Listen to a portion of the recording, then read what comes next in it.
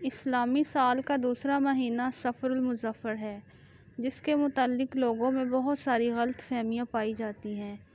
ماہ صفر کے متعلق ایک طرف تو بہت سی توہمات اور بدشگونیاں اور دوسری طرف اس کے بارے میں خود ساختہ حل بھی تلاش کر لیے گئے ہیں۔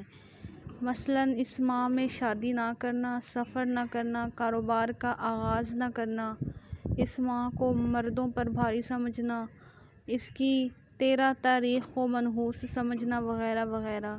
اس مہینے میں مختلف چیزیں پکا کر محلے میں بانٹنا کہ ہماری بلائیں ٹل جائیں یا دوسروں کی طرف چلی جائیں، لیکن دین اسلام میں ان تمام باتوں کی کوئی حیثیت نہیں۔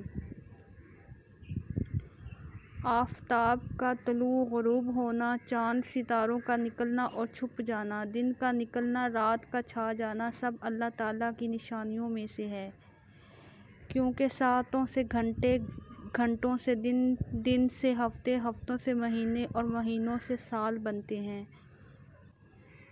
یہی ماہ و سال زمانہ ہے جس کو برا کہنے سے حدیث قدسی میں روکا گیا ہے۔ حضور نبی کریم صلی اللہ علیہ وآلہ وسلم فرماتے ہیں کہ اللہ تعالیٰ ارشاد فرماتے ہیں کہ ابن آدم زمانے کو گالی دے کر مجھے اذیت دیتا ہے، حالانکہ زمانہ میں ہوں، میرے ہاتھ میں ہر کام ہے، میں دن اور رات کو الٹ پلٹ کرتا ہوں۔